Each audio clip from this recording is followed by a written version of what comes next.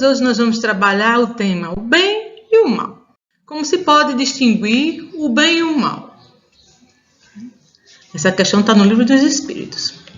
O bem é tudo aquilo que está conforme a lei de Deus. O mal, tudo aquilo que dela se afasta. Assim, fazer o bem é conformar-se com a lei de Deus. E fazer o mal é infringir, é desobedecer essa lei. Aqui nós temos duas imagens, duas figuras. Uma criança ajudando a outra, um menino e uma menina. Então ele está fazendo o bem, né? A ação boa. Já o outro mostra uma imagem de uma criança com preguiça, deitada. Em vez de estudar, o livro está no chão, está vendo um videogame, celular, o quarto todo desarrumado. Então essa criança não está fazendo bem, está fazendo mal. O homem pode distinguir sozinho o que é bem e o que é mal? Sim, quando ele crê em Deus e o quer saber. Deus lhe deu a inteligência para identificar, discernir o bem do mal. Vamos pensar junto? Qual a imagem pode identificar o bem e o mal? Aqui temos duas salas de aula. Numa, as crianças estão fazendo pergunta, prestando atenção à professora. E na outra, os meninos estão fazendo a maior bagunça. Qual a imagem que representa o bem e qual é a imagem que representa o mal? O homem pode achar que está fazendo o bem quando na verdade faz o mal? O que será?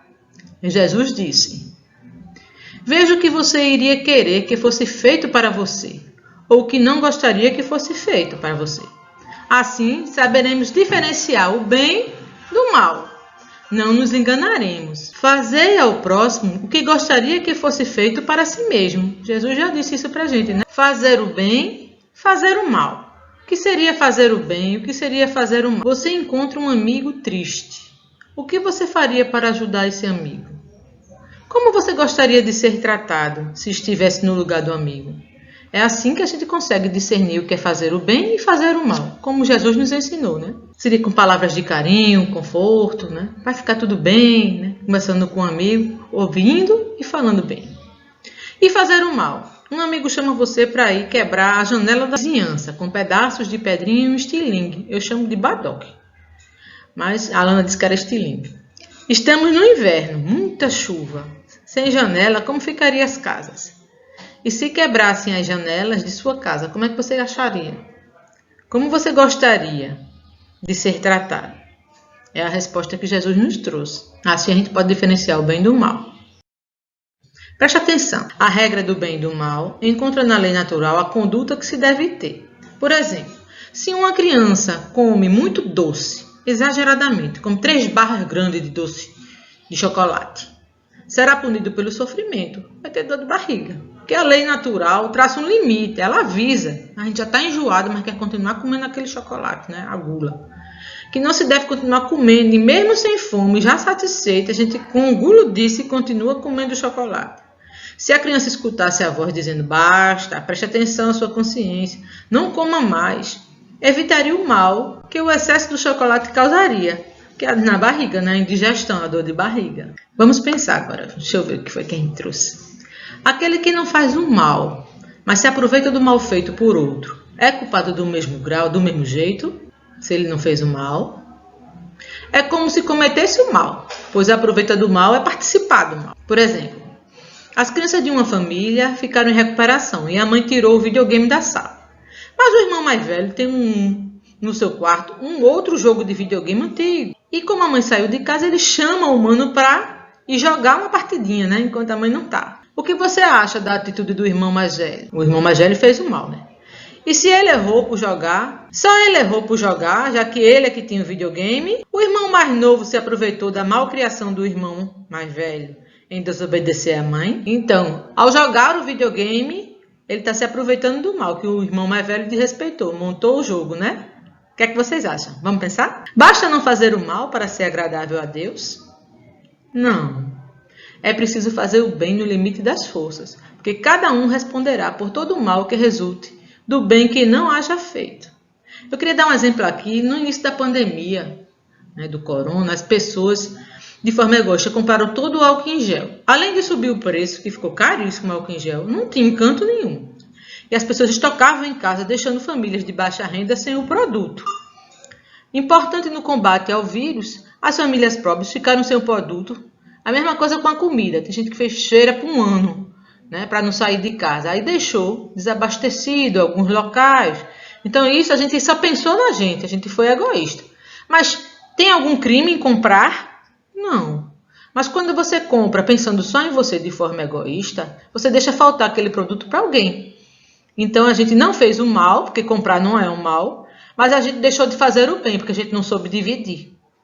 Então as famílias pobres que ficaram sem o produto podem ter adoecido, né? Sendo isso uma consequência do mal, né? E aí a gente é responsável, né? Se você não sabe dividir, você deixa alguém com fome ou alguém desprotegido. Então, não basta não. Se você compra e distribui para os pobres, para os moradores de rua, aí sim você está fazendo o bem no máximo, né? Mesmo que seja com sacrifício, você comprou, aí viu que a família do vizinho não conseguiu, aí você vai e divide. Aí sim, isso agrada a Deus, certo? Haverá pessoas que pela sua posição não tenham possibilidade de fazer o bem? Não. Não há ninguém que não possa fazer o bem, por mais pobre, por mais doente, por mais deficiente que seja, né? Só o egoísta não encontra jamais a oportunidade de fazer o bem. Convivendo em família, na escola, na sala de evangelização, em qualquer lugar haverá ocasião de fazer o bem. Porque fazer o bem não é só ser caridoso, mas ser útil na medida da sua possibilidade. Por exemplo, como ajudamos a arrumar o nosso quarto, a sala de aula de evangelização, a distribuir um material, dividir um brinquedo, doar um livro, ajudar quem não tem, poder ler, ajudar os amigos no estudo. Tem uma prova, eu sei mais matemática, então vou ajudar meus amigos a aprender matemática. Quando a gente recicla o lixo da nossa casa, a gente está ajudando a natureza. Quando a gente planta uma árvore, quando a gente diz palavras de coragem, quem está triste, quando a gente consola, vai ficar tudo bem.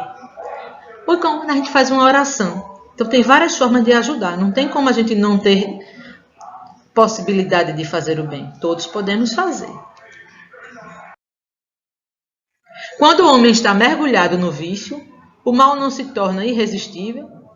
Aí os espíritos explicam assim, sim, a vontade do vício, de jogar videogame, por exemplo.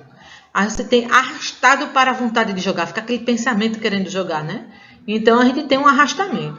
Mas ele é irresistível, a gente pode dizer, não, eu vou estudar, não vou jogar não, porque eu tenho prova amanhã. Não. Né? Não é irresistível, porque na atmosfera do vício, no caso daqui o exemplo videogame, encontramos algumas vezes espíritos que tiveram força para resistir e combater o vício. Que exercendo boa influência, lembra que os espíritos influenciam por pensamento a gente, né, sobre os seus semelhantes, eles nos ajudam nos dando bom conselho. Apenas precisamos ouvir a voz da nossa consciência.